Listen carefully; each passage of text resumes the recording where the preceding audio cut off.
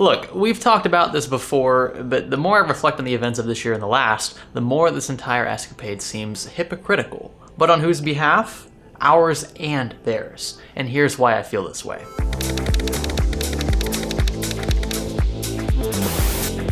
It's easy to look past certain things, but an Activate Windows watermark?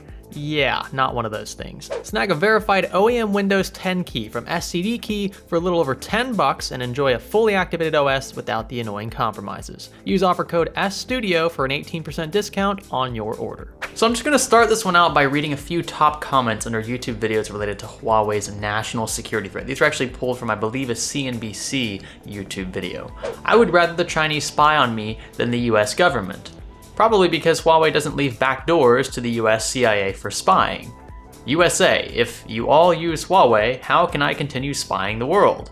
So do you see a trend there? It seems like as of late, more people are aware of various degrees of spying that take place on a day-to-day basis within governments, and if anything, are more content about it now because we continue to use those products knowing this is happening on the DL. It's something the US is notorious for, especially after leaks from people like Edward Snowden, who became famous or infamous, depending on how you look at him, whistleblower over US government surveillance programs, I should mute my phone, that he thought were vastly overreaching and intrusive. Without a doubt, our own government spies. They just have to be a little more forthcoming about it now, or at least that's what we're supposed to believe. The truth is, spying has always existed because the information that can be obtained is that much more valuable when the opposing party has no idea you've obtained it. Consider the show Bait Car. This was a series on the US involving random cars that were left either running, open, or unlocked in some very sketchy parts of whatever town they happened to be in. Police would watch from afar as potential suspects snooped around and debated grand theft. Eventually, someone would hop in the car, attempt to drive away, and be stopped by a flood of hidden officers who conveniently had a kill switch built into the car in question. The show itself was controversial for a number of reasons, which is probably why I'm saying was and not is, but I use this analogy to shed light on the importance of spying versus generic surveillance. In the case of the latter, the subject knows more than likely that he or she is being watched, or at least it's implied. Spying, however, involves total secrecy. You aren't supposed to know what's happening, and when a spy is caught, well, yeah, bad news for the spy. The US claims that Huawei is a puppet for the Chinese government, so they're technically accusing China of spying, not necessarily Huawei. It's an important distinction to make. Think of the company more like a tool. It's convenient for China because they have a front. They're undercover. And I have no doubt that this is actually happening. I mean, sure, you'll find several articles out there stating that no official proof has been outlined by the House Intelligence Committee or any other branch of government, especially when they've been asked for information. The stuff they've actually revealed is not really that forthcoming. If the US revealed the proof that they had on Huawei spying, then they'd be compromising their own means of spying, so I can kind of understand why we haven't gotten an explicit answer yet. So you can think of it like two thieves breaking into a bank, and then one of those thieves calling the cops on the other, right? Both are going to jail. So yes, folks, China and the US both spy, right? This shouldn't be news to any of you. Other countries do it as well. We're just focused on these two because Huawei seems to be taking massive heat as of late. So where's the hypocrisy then? I'd bet my bank account China has many companies working on the DL for its Ministry of Public Security. Some are even probably publicized as being arms of the Chinese government. They've already admitted to a lot of it. Chinese citizens are being watched 24/7. And you know what? That's their reality. Here in the States, we have a different expectation of privacy, though. It should be noted, however, that there is no specific right to privacy referenced except what is referenced in the Fourth Amendment in the Constitution.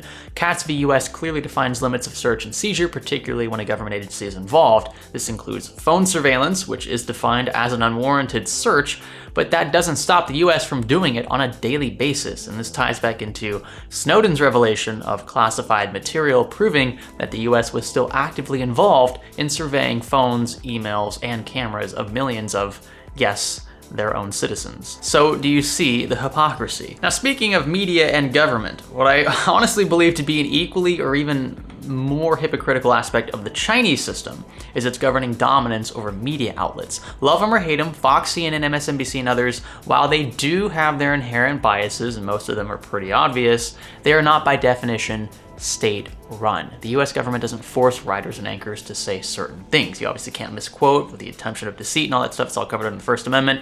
That would conflict the First Amendment, but the right to the freedom of the press and expression of opinion is also covered under the First Amendment, and that's why it's such an important amendment. That's why it's the first one.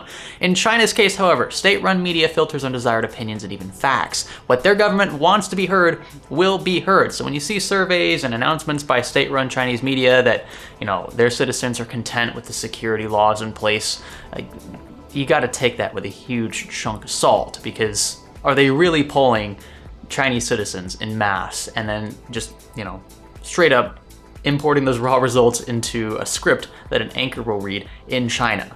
Honestly, try to picture that. But here's where it really gets me. When Meng Wanzhou, the CFO of Huawei, was detained in Canada over suspicions that US sanctions against Iran had been violated, the Chinese government argued that the US was, quote, violating the rights and interest of Chinese citizens. This is extremely hypocritical, as John Stonestreet and Roberto Rivera point out. They say that Meng's rights should be respected, obviously, but that her government's appeal to those rights should not be. China frequently incarcerates large populations of people because of the religions that they practice. Free speech as we know it does not exist there. Search and seizure, due process, none of that.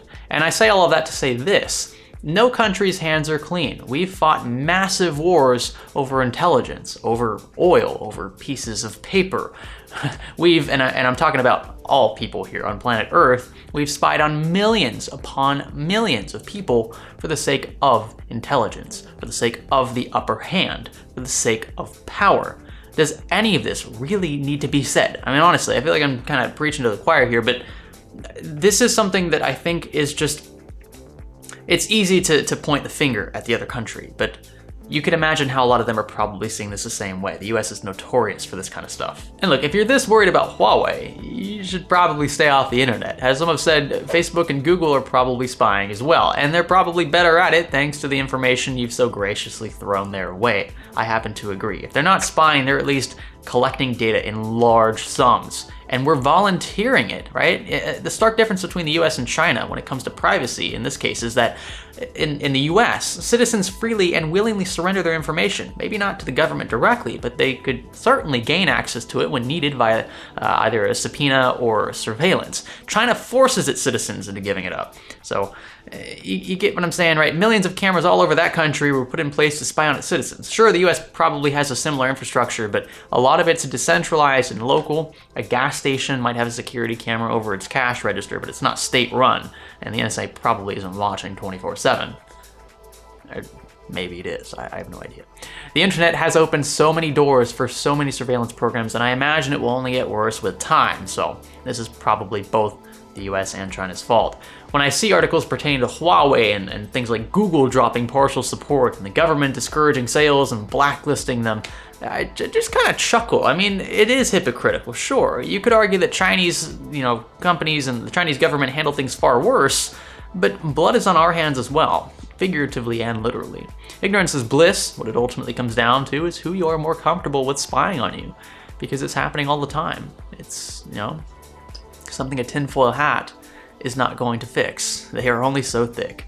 You guys have been awesome. I appreciate the patience watching this one, and if you have a comment or a suggestion for future video, leave that in the comment section below. That's what it's there for. If you also have a very strong opinion about this particular topic, leave that in the comment section. I'm sure I'll see many of those. I'll just leave it at that. Thumbs up, thumbs down, you know what to do. Click that red subscribe button, become a member if you're feeling especially fancy, and I'll catch you in the next one. This is Science Studio. Thanks for watching, and thanks for learning with us.